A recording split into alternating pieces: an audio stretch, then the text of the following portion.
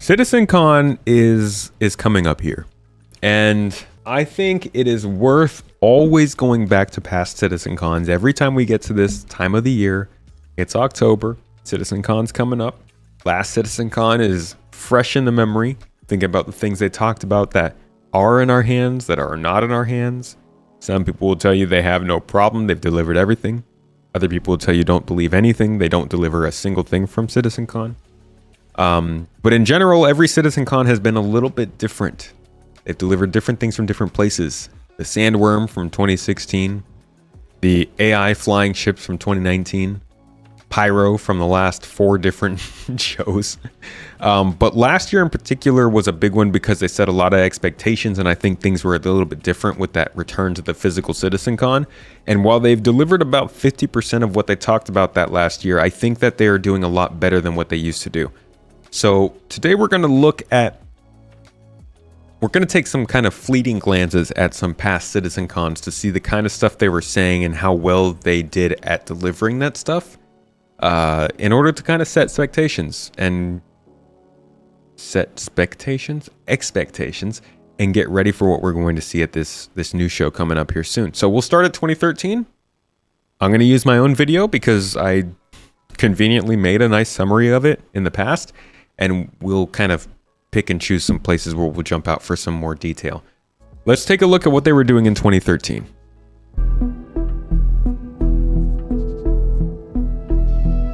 The very first CitizenCon event was held in Austin, Texas. It was pretty unprofessional and pretty haphazard, to be honest. Yikes. Definitely had that small indie dev feeling of not knowing how to best fill the hour. It was almost like a long around the verse, filled with anything and everyone. Concept art, the ships, the team, the birthday occasion, offices, everything was pretty casually shared throughout the event time. There were many familiar faces there too, such as Benoit and Turbulent, who were building the web infrastructure for the project at the time. Not server meshing just yet. The CitizenCon was where Chris made official the CitizenCon tradition, every year in October marking the anniversary of the Kickstarter launch of Star Citizen. Besides those introductions, everything was mainly about the immediate future. Long-term news just wasn't really in the cards yet. The event gives us the best view of where Star Citizen came from, as it hasn't always been this big project. Some of these updates came from studios and people no longer involved in the project, and some highlights were parts of the game that are no longer included either. Overall, 2013 felt like it had the least direction. Okay. I can agree with that. This guy might be onto something. In 2014, we saw more celebrations of funding and more introductions of team members. The show was focused on ensuring the studios are moving forward with some level of productivity, but overall there was still not much shape to the messaging outside of that. Around the Verse was celebrated as just starting that year, later to be replaced by Inside Star Citizen, and 10 for the Chairman was a thing, the perfect engine for feature creep. But for the most part, the current goals seem to be about fan interaction and just keeping the community engaged. In all honesty, it was hard to see a game being built just by watching those video productions throughout the year. CitizenCon was what was meant to dive more into that stuff at the time. One key thing to remember from this year was the introduction of the Crytek engineers into the fold. CIG had struck gold managing to pick up CryEngine developers when Crytek was struggling financially at the time. This helped expand the game and make the progress of development more robust. A large focus was also on showing what felt like proofs of concept, though they were being presented as game. Yo, this is Archon Station. You guys remember what this looked? I wouldn't be surprised if we see this at CitizenCon this year. Let me show you what this looked like though in 2018. Like, look at how big a difference they made in this location. So here it is, right? In 2014, when they presented it for CitizenCon. Here it is in 2018. Same space station. You can see how much the art style of this game changed over time. And I think it has changed since then too.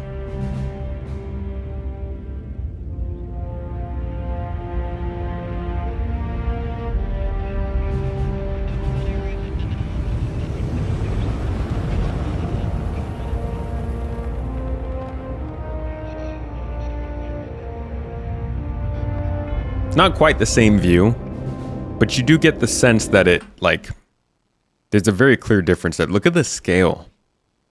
You can't even fit it in one shot here, you know? It's just got a lot more, it looks much more developed.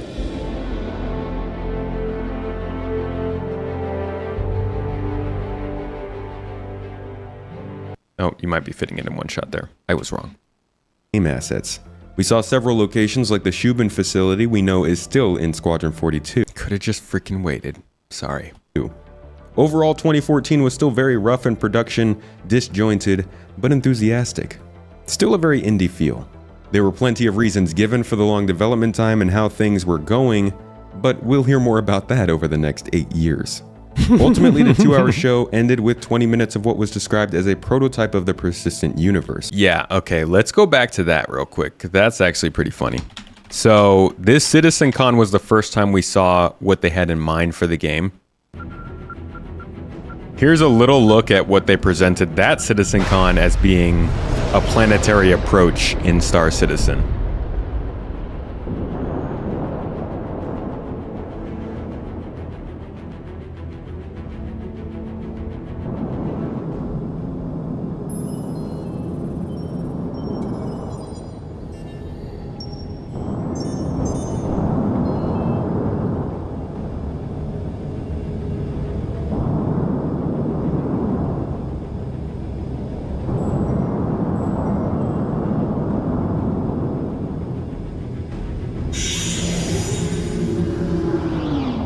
For reference, this style that we're about to see is a little bit closer to something like what you would see in Star Wars Outlaws this year. You just kind of get close to the planet, and then you spawn a loading screen that loads you down into the city, but makes it look cinematic in the process. Here's a look at it. Thank you for contacting landing control. Entry, descent, and landing. Crazy to think this is the same game. Assuming navigational control.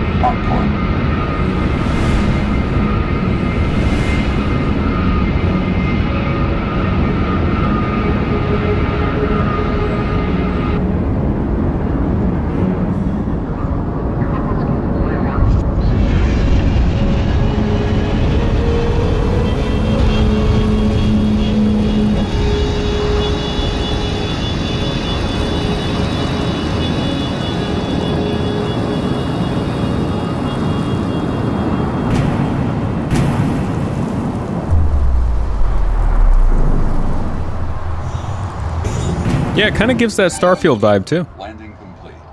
Thank you for using Pentatech EDL Assist. Enjoy your stay on ArcCorp. Honestly, I get some like Knights of the Old Republic vibes from this as well. It has a classic feel, and I think a lot of people still wanted that back then, but that was sort of what they were going for at the time. Now, during these older shows, I'm not going to show you too much of the details of what they promised because it wasn't that crazy. I think being so disconnected from these times, it still feels very, or rather not as novel now, because it's pretty easy to do in gaming now, but back then it was still pretty impressive. Once we get to like 2016, we'll start to look more into the details. It was a glitchy on the rails landing into the Area 18 location module. This predated any planets in the game whatsoever and was basically just eye candy.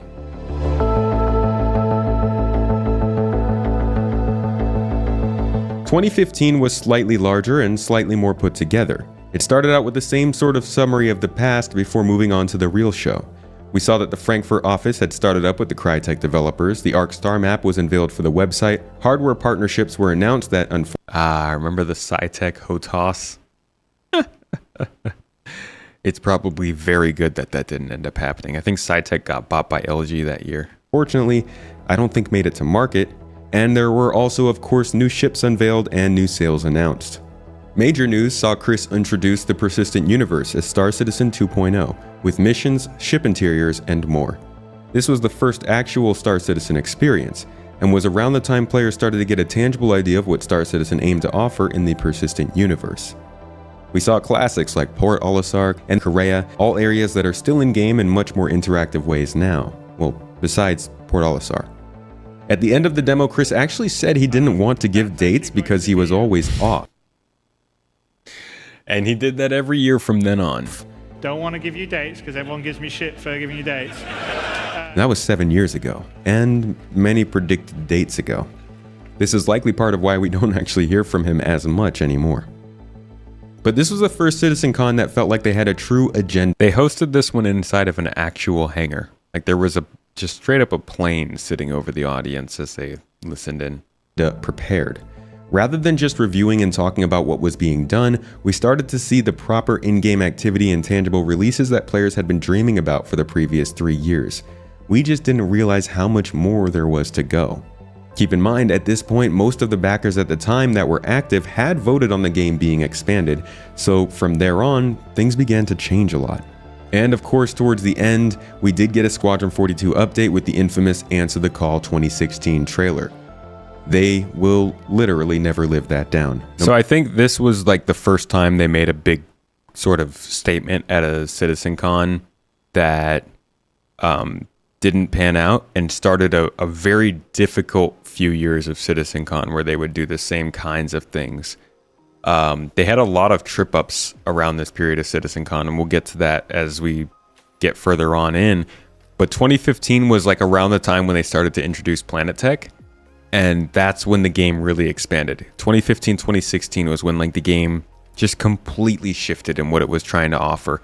And as was said here, the vibe of the game, the approaches that you would take to the planet that didn't include procedural planet tech, that would split everything up into its own zone, that wouldn't require server meshing, that basically went out the door this year. And a lot of people wanted it, but we're still dealing with the ramifications from that decision. No matter how successful this all is, that was just a bad move. We got a ton of detail about how the trailer was made, how the motion capture was going with actors, and some features from the big name actors that had been locked down for Squadron 42, which in hindsight isn't really what I would want to be seeing about a game that is planned to release the next year. While we did get the famous Morrow tour, that was mainly just an asset showcase. At this point, CitizenCon was really starting to take on the feel of a mark. Holy crap! Mainly just an asset showcase. At this point, can we just... That was Squadron 42, dude. Can we just go and look at Squadron 42 real quick to get an idea of how much different the conversations look now compared to what that was? How much of a shitstorm we're flying into? More like a hell. Like...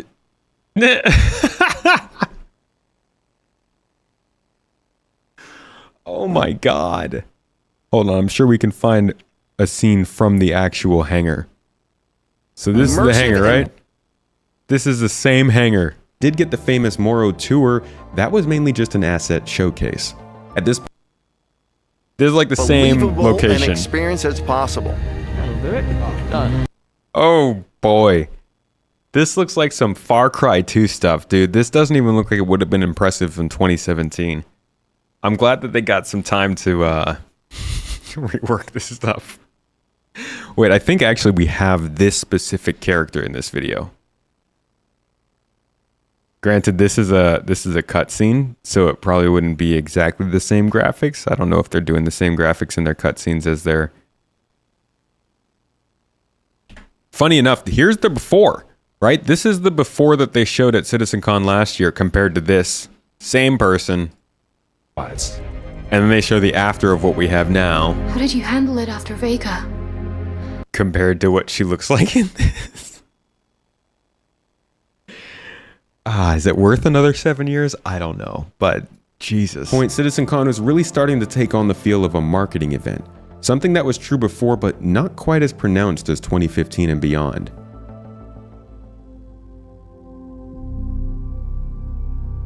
Outer Worlds? I think Outer Worlds did okay for itself. 2016 was rough. No, that wasn't a pretexturing shot. That was a marketing shot. That was what they showed off at CitizenCon. Of course, with the format the same as the previous year, we got testimonials, staff updates, and what's going on in the offices. But then we started seeing some new things. They introduced Spectrum, and they talked about org functionality. Right. So yeah, this was the year we started to hear about org tools and stuff like that. Even though we still have to run org stuff off-site. Spectrum has not done the best since this first introduction, in my opinion. We had a weirdly placed new ship sale before moving on to Squadron.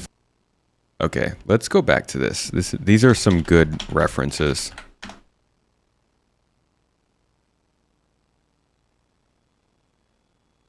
Let me find the entire presentation. The Polaris sale was one of the worst, in my opinion, the way that they presented it. This is it. They just like randomly brought it up in the middle of the show.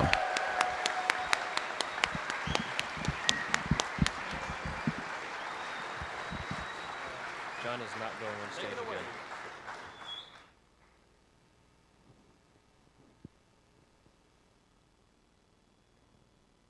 I'm gonna make you sit through all the awkward silences.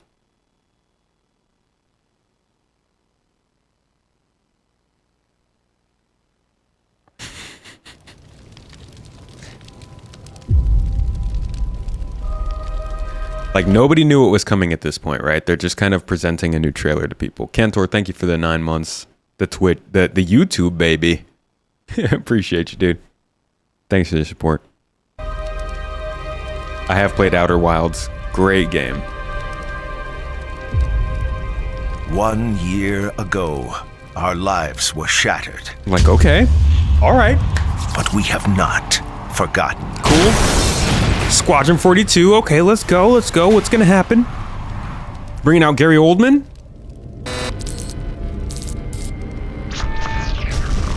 Argo, nice. Love the Argo. Cool. Oh, is there like a battle or something? Like a war? Wow. United in the face of the Vandal threat. Okay, great exposition. We have dedicated ourselves to creating the universe we have always wanted. Yeah. A safe and secure UEE for all. Yeah, the UEE. Okay, let's go. Thanks to your continued support in the sale of war bonds, What? the UEE is proud to announce the Militia Mobilization Initiative. Oh, okay. Authorizing the sale of certain military-grade ships to ensure that civilian militias are properly equipped to defend the Empire in times of need. That sounds We will good. ensure Okay. a brighter future for our children. Yeah. At the forefront of that effort is RSI's newest ship. And then it's like, okay. What am I supposed to be thinking at this point? The Polaris, combining devastating firepower and searing speed. The Polaris-class corvette is effective against a wide variety of aggressors and scenarios. From delivering humanitarian aid Like, wait, hell, I thought this was a Squadron 42 trailer. What's going on? to tactical operations, the Polaris's ability will make it an essential part of any fleet for years to come. But the Polaris is only the tip of the spear for this grand initiative. A full line of other ships are now available for a limited time. And to support faster mobilization and operational effectiveness, fleet formations are being offered in discounted, pre-designed ship teams. Oh, discounts! So stand in solidarity with the brave men and women who put their lives on the line and join them in protecting the dream that is the UEE. God. Answer the call today. No! I will not answer the call. The call's been ringing for... This was freaking 8 years ago. Like, this was after the Answer the Call of the previous year ended up not being true for Squadron 42. I can't believe that they did it like this, man. I can't. And like, that's why it's like, yeah, they make mistakes right now. They do some not great stuff right now in terms of marketing, but holy crap, if they pulled something like this now. Oh, man. This was at a time when everybody was expecting some kind of a Squadron 42 trailer. In fact, let me go back and see what it was they were actually saying was coming up from here. I named, like being able to add your custom emojis, your custom upvote buttons, that'll be in that second release. And then after that, we're moving to a 6 to 8 week cycle for all of the remaining functions. So launcher, in-game overlay, voice support, and mobile. And so yeah, see, like this is a trailer that was dropped off the back of like a back end of Spectrum. As you can see, you can already imagine how we can bring down the organization system management in it or add more features to it. And so this is going to become a really important tool that you'll have. Since you'll have the installer and you'll have the launcher, you'll have Spectrum installed.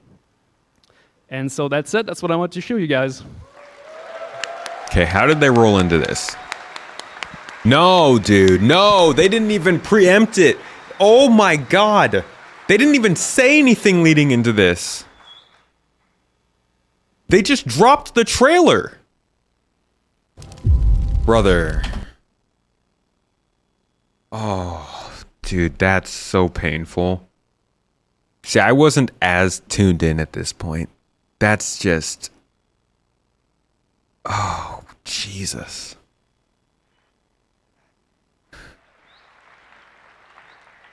Everybody's like confused clapping. All right. So anyway, you probably already know because it's been on Reddit. We sort of released the RSI Polaris Corvette, and I think yesterday was the best day we ever had in Star Citizen. And well, that hasn't changed. God, I mean, the ship is finally coming out, right? Next month. There we go. We got it. We answered the call. UEE militia. Toter Kenny, dude, thank you for the sub. I missed you there. 43 months though. You and Red Huntress both in that 40 plus club. Don't worry, it doesn't mean you're old. It just means that you made this possible. Thank you. Appreciate you. I'm not a sad tomato. I am. Like, I'm glad to be in a position where I can point this stuff out. I'm ashamed to think that if I was around at that time, I would have brushed this off. They were hurting at this time, though. They were hurting at this time. Let's jump forward to what else they were saying.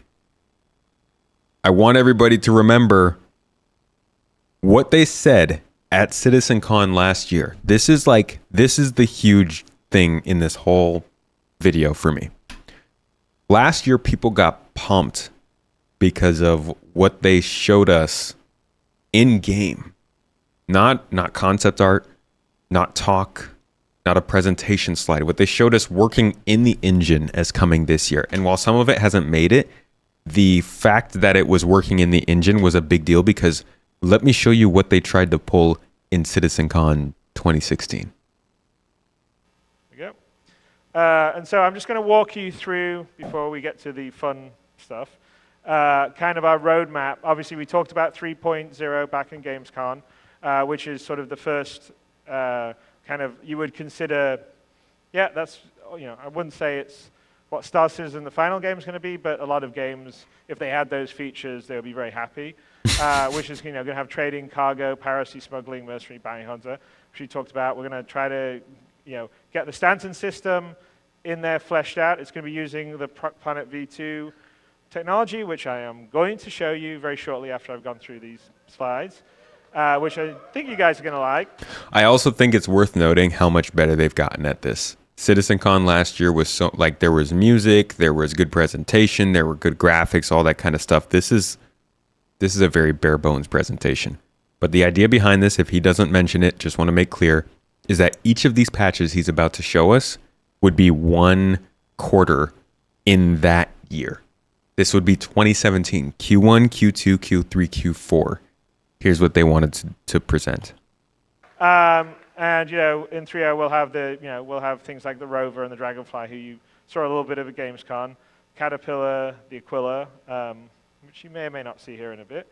Okay, so, and I want to give you a bit of roadmap after 3.0, so you know what we're doing. This is pure vodka. I need it because this fucked up. I guess there's a lot of miners here, or refiners. Don't say that, Chris. That's bad juju. So 3.1, and just also, by the way, in case you haven't noticed it, I know last year we said, well, we're going to do a release. We're going to try to do a release every month. After going through this year, we've sort of realized that that's a very hard cadence to do, because by the time you get new content in and you start testing it and get feedback, it's almost impossible to get a significant amount of content to test and do the feedback. So I would say that our cadence on releases, which is what you've seen in the last few releases, is probably going to be something. Yo, they had the escort missions for a little bit. We had those, the beacons you could take. Those were solid missions when they ran well. Like 2 to 3 months between releases. So just to give expectations, because I don't want to go through 3.1, 3.2, 3.3, and 3.4, and everyone goes, okay, we're going to get that in 4 months. Because again, we'll get shot by everyone on the development side. Chris, but if you anyway, only so knew. 3.1 is going to have mining, we're going to have refining and processing, we're going to have quantum interdiction, which means you'll be able to wait and pull people out of quantum travel, whether it's AI or you're doing it yourself. Refueling, escort. We're going to add additional locations to Stanton, and we're going to have the new Drake ship. The whole sea. We already have the red and blue, but in the new... Dude, it gets worse. It gets worse. Sea for trading, the Prospector for mining, and the Origin 85X, which was this kind of cool cruiser that was with the 890 jump. And if you already have an 890 jump, of course you will get that already. The next one up would be 3.2 with 3.2, 2017, half 2. Repair. So freaking salvage, dude. Do you guys know how many times salvage was delayed? You can just look it up. You can literally go on Google and be like Star Citizen salvage delays, and somebody made a picture that shows all the different times salvage showed up on the roadmap and didn't happen. Now, I think persistent entity streaming was important for salvage to happen, but like, look at this: 3.2, 3.3, 3.5, 3.8, 3.10, 4.0. Oh, nope. Psych, 3.15, 3.16, and then eventually we got in 3.18. Like, here it is, salvage coming in freaking Q3 of... Oh, sorry. We'll be in 3.0, and we'll be sort of fleshing all these out. Again, adding more locations in Stanton and fleshing it out further. Finishing out the RSI ships in the new way, Terrapin, and then the... You know what we did get throughout this time, though, was the ships, Reclaimer, Terrapin, Vanguards. We got those. I know it's one of Nate's favorite ships, so if you know Nathan Disley likes the ship, it's going to be awesome. 3.3. Farming. Who knew farming was so popular? And the Banu Merchantman.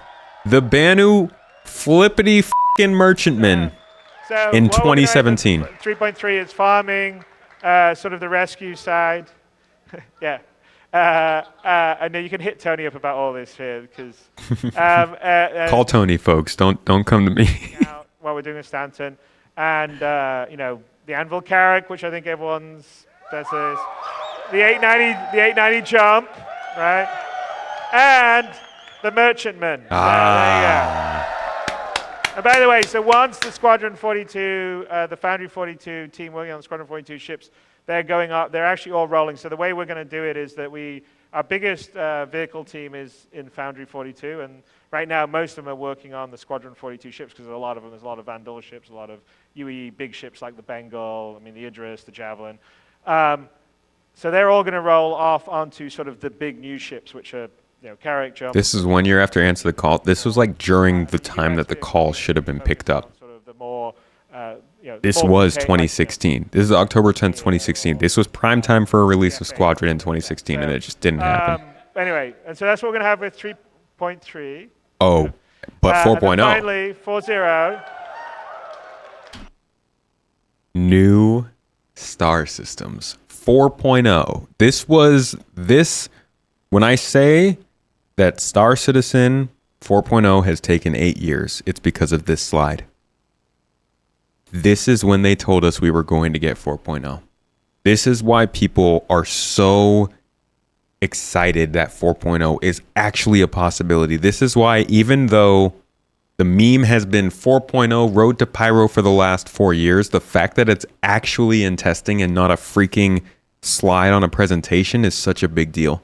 Screw the Orion, screw the Crucible. I can't believe they even put those on there. They're not going to make those till the gameplay is available. Thank God they're not. Thank God they've learned that. But the fact that they put this on here as the bait and switch of what was going to happen over the next year, because by this point they knew they needed server meshing to make this happen. It wasn't a freaking mystery that they were trying to do Planet Tech, and they were trying to have it all with no loading screens. Server meshing was pretty much a done deal at this point that they needed to have it in. As far as I'm concerned, maybe I'm wrong, but I can't imagine how they thought they would have all these planets with the ability to land on them and not have to have some sort of server meshing tech. So the fact that they put this on here is pretty damning to the fact that they could not stick with the schedule that Chris forced somebody to put together to have in this presentation. And as despicable as it is that this is something that was presented back then, and I'm not excusing them for this. I'm not. I think this is something I try to bring this up every single year because people need to understand how bad they were at this point in their history.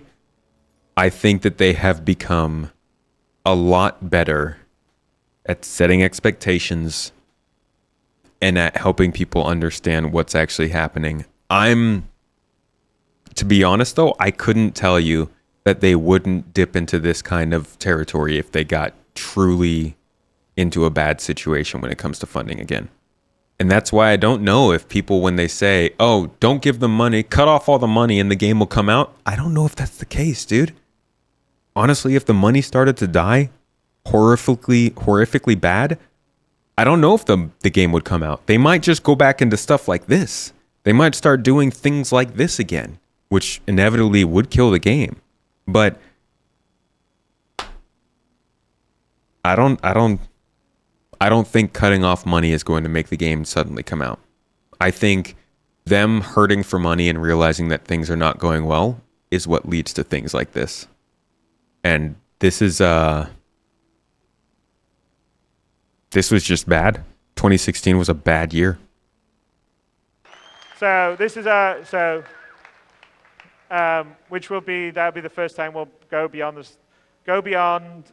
stand. Okay, I'm even surprising Space Game, bro. I'm not going to say how many star systems yet. Depends how much we'll be able to build with our content pipeline, which we'll show you a little bit up and coming here. But we're very focused on, if you've seen some of the ATV, how to author star systems at the quality level that we like, with the sense of lore and art and character and history, but be able to do planets, because sometimes in FPS games people spend forever years just making a small 2x2 kilometer level, and obviously for us to build the system, the universe that we need to be a bit faster than that. But we will have 4.0 is when you will be able to jump to other star systems. Exploration, well, that's still true, will be sort of highlight there for obvious reasons. Science and research, and the RSI Orion and the Crucible will be two of the big ships that we will be doing there. Yeah. So that's the roadmap. Okay, so that was God, that is rough. We've gotten through the worst of it. There's still some bad parts, but now the next big thing. Same presentation.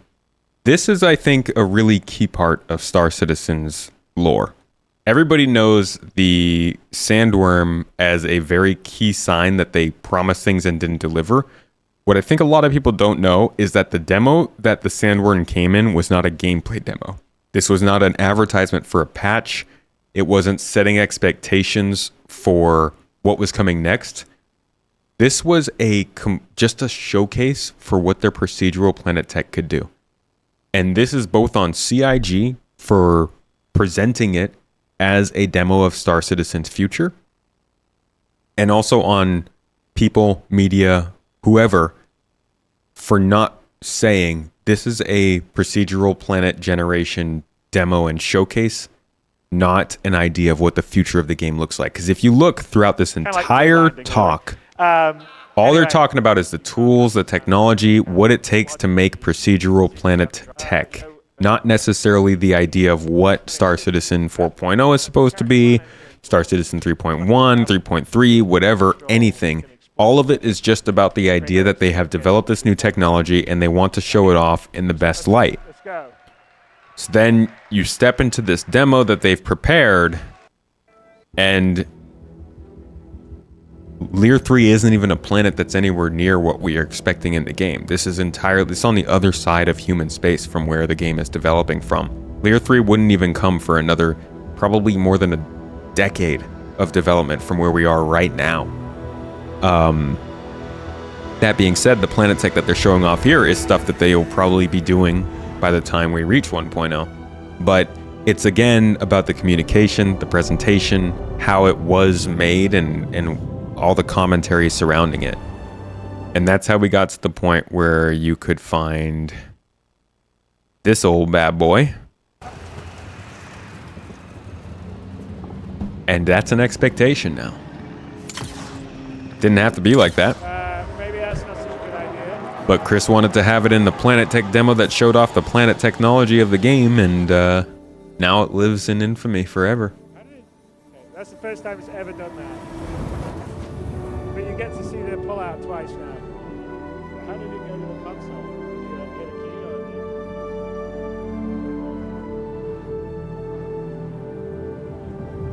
anything? No, they've definitely said there's actually a good FAQ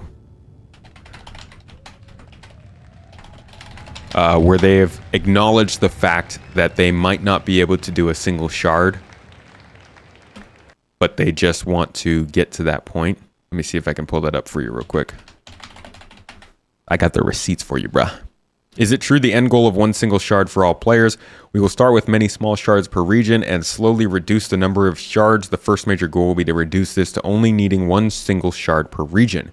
To be there, our plan is to gradually increase player count per shard and constantly improve the backend and client tech to support more and more players. It is our ambition, however, giving a definitive answer is not possible at this point. They have acknowledged that it is not necessarily a guarantee. I think they need to come out and say for sure that's not going to happen. Though I'll drop this link for you guys because this is a very important link. This is man, I need to save this in my own bookmarks. This is an important Q&A that gets forgotten, I think, often. It was a while ago, 2019, I believe it came out, 2021. Has a whole bunch of questions and answers about server meshing and their plans for it. You can read through this. I think it's a great read. Might be a little bit outdated, but it gives you an idea. And that was 2016. On to 2017.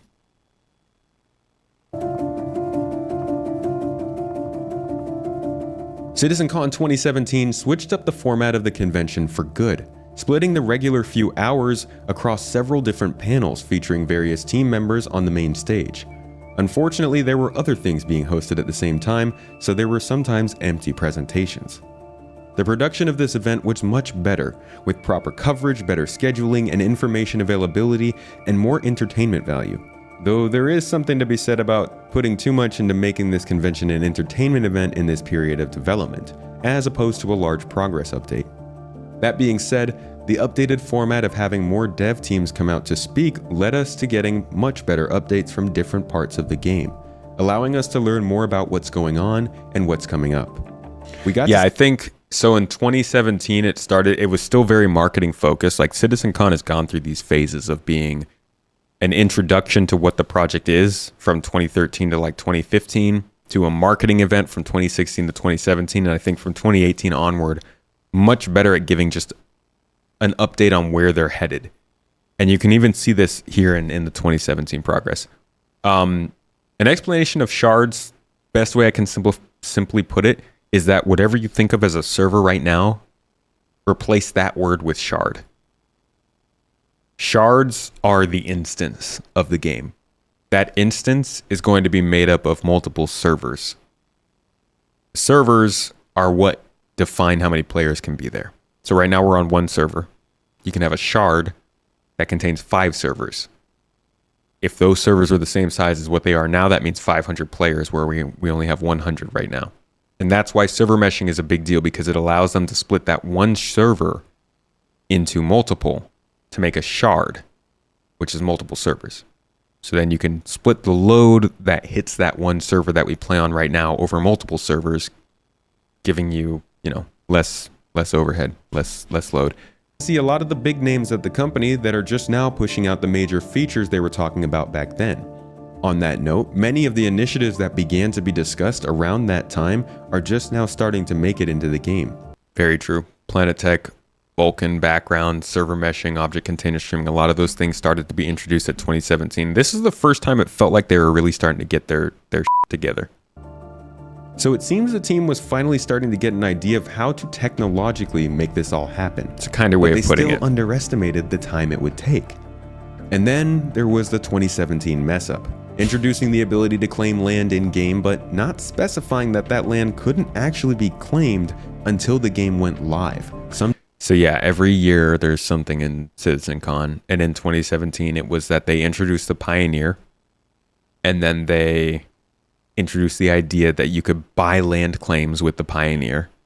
Bad mistake on their part, because this made people think that they were selling virtual land in the game, which obviously has negative connotations, when in reality they were just selling basically the beacon you could put in a place when the game officially launched that would give you land. So everybody still had the equal opportunity to get that land. They were just kind of selling things to sell things to make money. This was still around that time when, man, they really just weren't making good money compared to the scale that they were trying to expand into. Oh boy. How am I bleeping the cuss words? I got a little button here.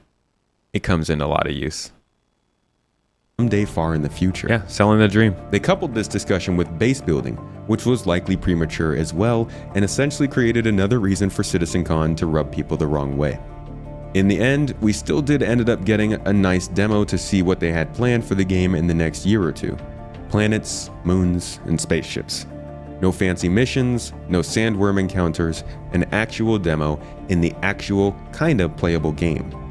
It wasn't exactly what made it to the game, as again, this was a mock-up for the show.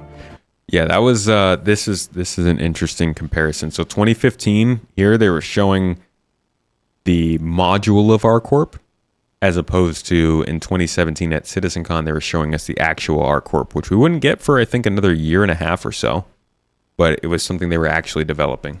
It wasn't exactly what made it to the game, as again, this was a mock-up for the show, but it was at least representative of the next year or two, unlike the show in 2016.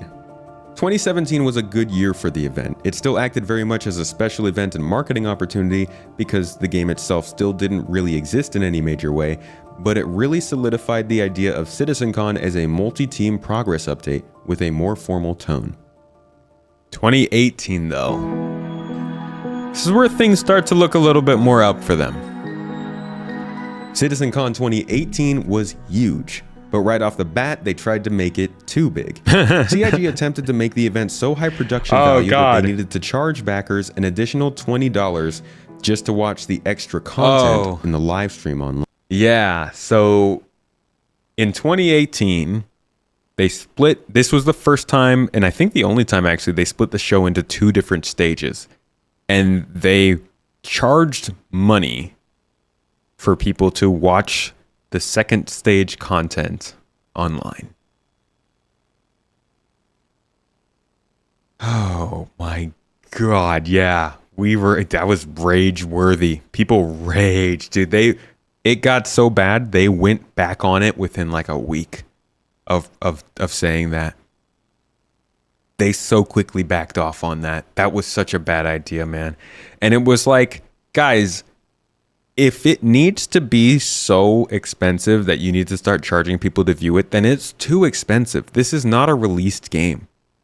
And this is, once again, just pointing to how tone deaf they were in making these events happen back at that time. They've made so many improvements on that kind of stuff now.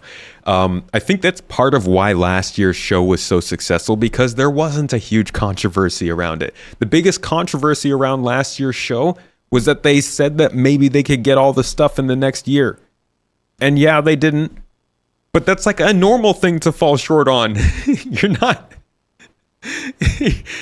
trying to sell us on something that doesn't even exist. That you're not trying to sell people access to view the event. Like oh God, they were just doing some wild stuff back then, you know? Anyways, though, let's see what this guy has to say about it. This was bad. The entire industry latched onto this, as the game was not reputationally in a good state as it was. This caused backlash in the community as well, with many calling for the event to be kept smaller to avoid splitting the fan base. Many others lashed out in defense against this. It was a pretty bad look, and ultimately the company backed down from the plans and gave everybody full live access. Since then, every stage and panel at the event has been void of any charge. To be clear though, no matter what the extra content would be on the live stream, it was always free on YouTube after the event. So this year we started with the gameplay demo showing the gameplay we might expect in the coming year or two. See, this was reasonable because what you see in the demo that they showed at this CitizenCon actually came to the game within a year. This was the first time that it really started to be like that.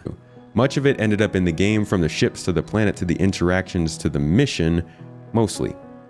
This was an upgrade to the previous shows in showing us actual working tech that would improve our experience and define the game going forward, as opposed to just showing us kind of a tech demo of what they're working on. The mission givers, the underground bunkers, the vehicles, the landing zones, they all came to the game in short order. We again got plenty of updates from different teams like Flight Experience, VFX, Planet Tech, and plenty. So for anybody who is unhappy with the flight model, this guy here on the right, David Coulson, he was the one who was working on physics before, who left. And once he left, there was nobody at CIG really who was suited to work on this kind of stuff. You could see here he's presenting drag and lift on the flight model. That's why Yogi stepped up to kind of take the helm on that.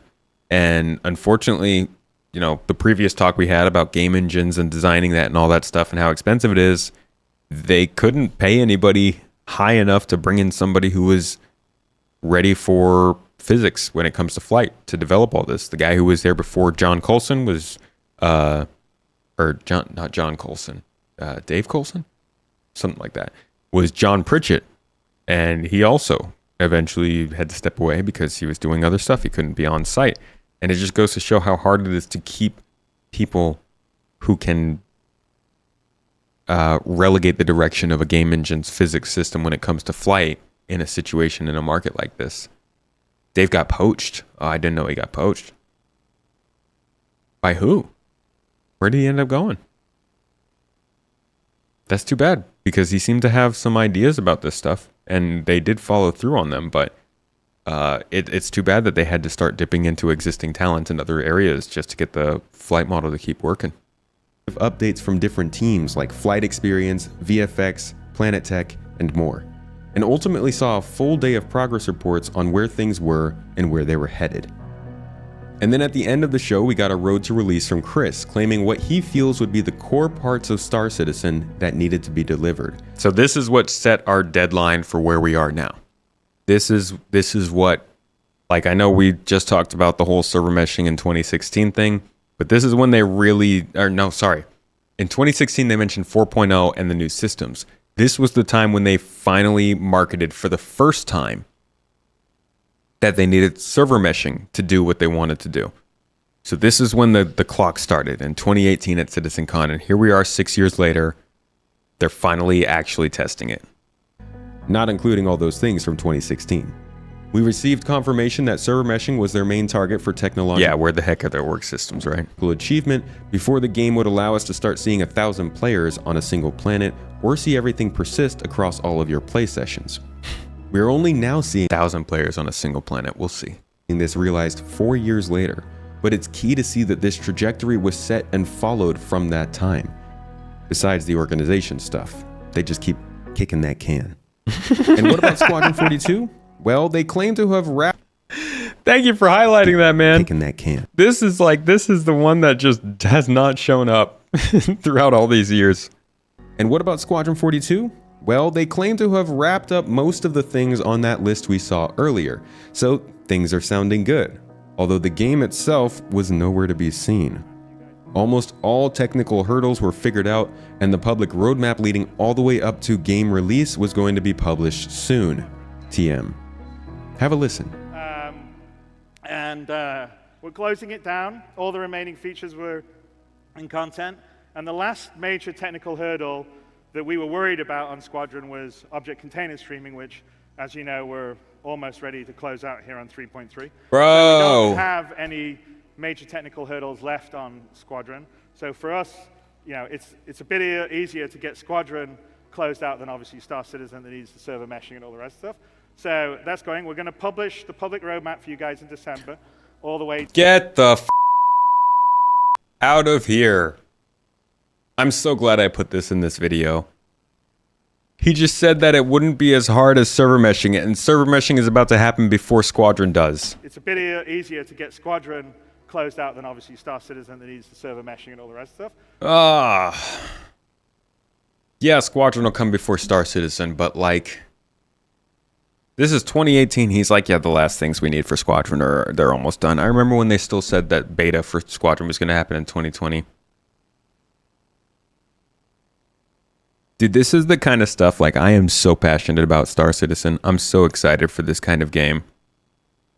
But this is the kind of stuff that really, really freaking sours my mood about how it's gone and how it's going. I'm glad that they took some outside investment, to be honest, so that they have somebody else with actual money to swing around to answer to, because clearly they weren't respecting the backers in answering their demands and meeting their expectations with all of this. That he was 2 years after saying, answered the call, Squadron 42, 2 years after saying 4.0 is coming in 2017, then saying, oh yeah, we're getting the last little bits figured out with Squadron 42. 2 years after this, they would be saying Squadron 42 is going to beta. Now here we are 4 years later, and Squadron is feature complete. Let's see what happens at this CitizenCon. Now, I do think they're finally closer. Thank God we can see some real footage based on that. But, like, it's pretty clear why people haven't trusted this stuff up until now. And we'll see what kind of stuff they can present at this CitizenCon, whether it's a demo, whether it's the first chapter, whatever it might be, that helps to build some confidence in this. But they really need to climb that mountain and get some respect back and some reliability back after this kind of messaging at previous CitizenCons. So that's going. We're going to publish the public roadmap for you guys in December, all the way to completion of the project. Yeah, it didn't happen. 4 years later, and we actually haven't seen any gameplay since then.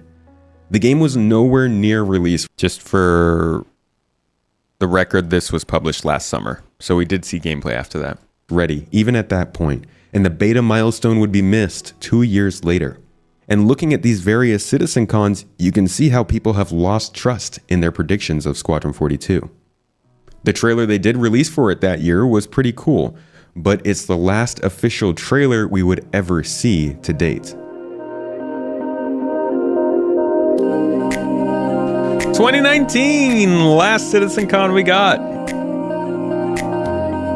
2019 was a very hype CitizenCon. It was also the last physical CitizenCon we've seen thus far.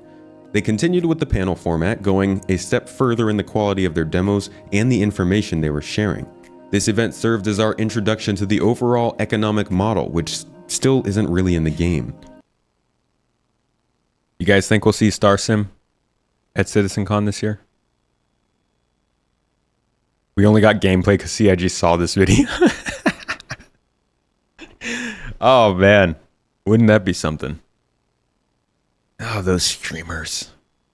They change it over. They change the development of the game. You don't think we'll see Star Sim? Dude, I really hope we do. I freaking hope we do. We really need to hear more about how the back end of this game is going to work.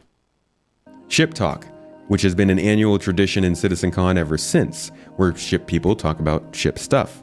And Theaters of War. Ooh.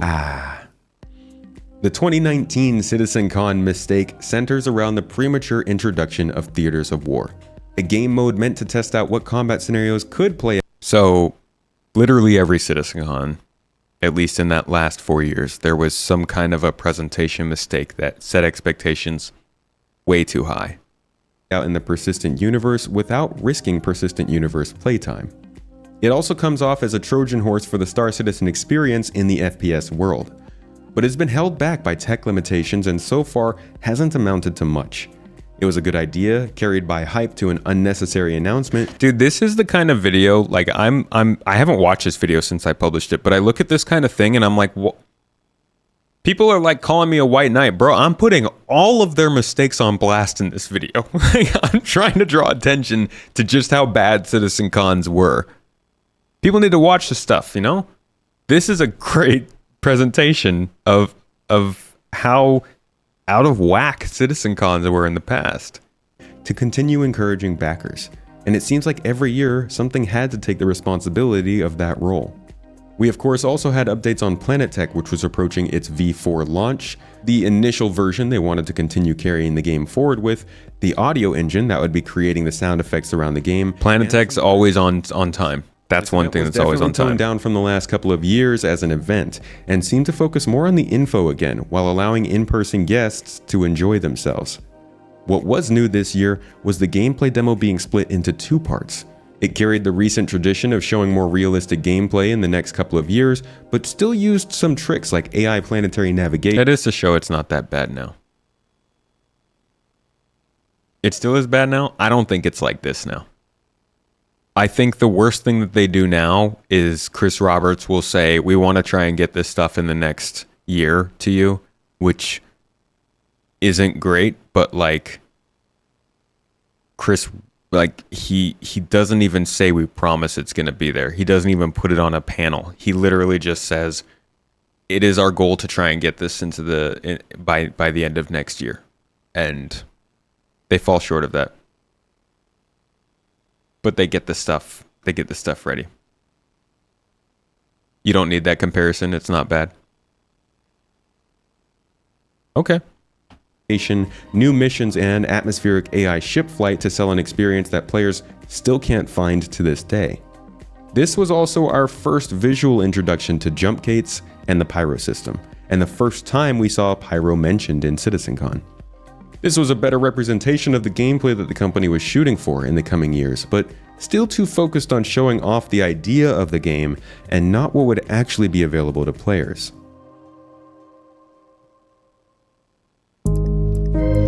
Yeah, I think 2019, the big thing that they showed that was not great was the AI flying the ships. That was probably the biggest mistake in that. The AI flying ships and the local mission at the outpost.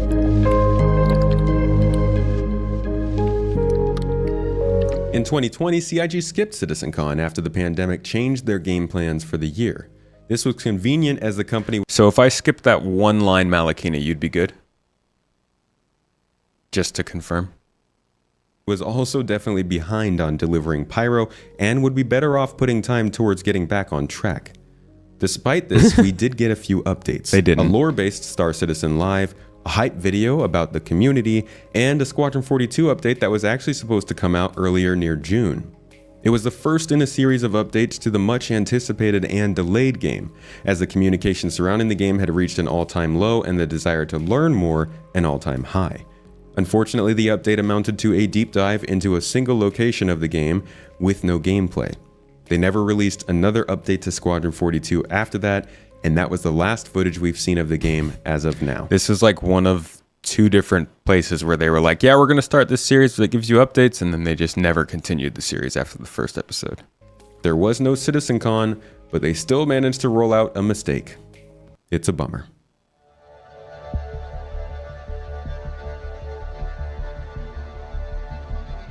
2021 was CIG's take on a digital show. It was high production quality, straight to the point, and concise. It offered monumentally informative updates on some of the most important tech in the game, stuff that we had started hearing about earlier in that 2018 show. Persistence, the Gen 12 renderer, server meshing, and planet tech. We got a great understanding of how the underlying tech that would drive the game was meant to work, and we were told straight up from the devs themselves how work was going with these assets, the milestones they were... That was the first time we finally gotten server meshing explained to us, which was nice. No news on Squadron 42 since last October is not true. We still get monthly reports on it. But they haven't done any video updates on it. I'll give you that. Going forward with, and how they were feeling about their process. We've seen updates on the ships that were discussed, the engine tech that was explained, the new outposts, planets, and systems that were introduced, and much of the virtual CitizenCon was able to strip out the extras that made the show an event and pivot the focus almost completely towards an update on the game itself. And it may have been just coincidence, but this was the right time to start doing that. With the game finally in a playable state and shipping meaningful updates, CitizenCon was losing its importance as a huge hype generator or marketing tool. There were some segments that still fell back on the hype generating discussions of earlier years. Still can't get through that panel. That definitely offered less tangible insight, but overall the show was mainly focused on explaining what was already known, rather than introducing something new and exciting. In the same vein, the keynote demo was more reserved to a style of gameplay the team was aiming for in the next major update. The gameplay was realistic, with features like the inventory system, looting, hey, what's up, Havoc? Navigating AI all making it into the game since then. There are still some missing aspects like the improved weather system, more interactive shopkeeper, and the entirety of Pyro. This wasn't the perfect representation of the next year of gameplay, which I believe CitizenCon should represent, but it gave a very good idea of the near future when new outposts made it into the game. Eventually. If you'd like to know more about someday. You're just saying that's the White Knight part instead of saying these are these problems and leaving it at that. We need to add, but it's not as bad as it used to be. I feel like it's always worth saying, hey, this has gone well, but they still have these problems, or saying, hey, this is how they were bad, but they've still done this to improve. I guess I'm a balanced kind of person. But yeah, some people will see that as being giving excuses, I guess. That might be the case. I don't know. I always like to try and give the full picture, even if it's overly negative or overly positive. I like to highlight if like somebody's done something really freaking bad, at least there are some redeeming parts of it as they've come to the current state of things. That being said, the fact that they've never acknowledged those things isn't great. I would really appreciate if they came out and they were like, hey, we were not good back then. That was not great, because CitizenCon up until basically 2022 was just not good. This wasn't the perfect representation of the next year of gameplay, which I believe CitizenCon should represent, but it gave a very good idea of the near future when new outposts made it into the game. If you'd like to know more about when that may be, I have 2 videos available to you. Nope. Otherwise, Nope. Don't trust this. They're not even close to correct anymore. God. Say 2021 was a good step forward for this event. CitizenCon needs to act as a major annual update for all players that can't keep up with the usual development. I also think that in my naivety of making this video, I probably figured, hey, if CIG ever sees this, maybe I can tell them what was good that they've started doing, and they can continue to do that as they... Like, I never for a second, at this point at least, I don't know, 2023, I was off the rocker. I wouldn't expect for a second that they would look at my video and be like, let's change CitizenCon based on what Space Tomatoes said. But if there's enough feedback maybe that says, hey, you guys did good in this way and not in this way with CitizenCon, maybe they would start to angle their CitizenCons more to kind of do that kind of thing, to show what is supposed to be rather than what they want to be. So having some positivity acknowledgement there, I think, can help. But there's certainly a danger of whitewashing some bad moments, if you will. It should offer us the ability to hear more in-depth explanations and plans from the devs that are too busy to chime in otherwise. and it should set expectations for the next year and the end goal of the game. It's still not perfect, but it is well on its way towards that role. What did they do in 2022? I think that was in 2022 they gave us ships, engineering, Loreville, master modes, underground facilities, investigation missions, and then one panel on pyro stuff. So in 2022, like the focus wasn't pyro, but there were some panels about it. Yeah.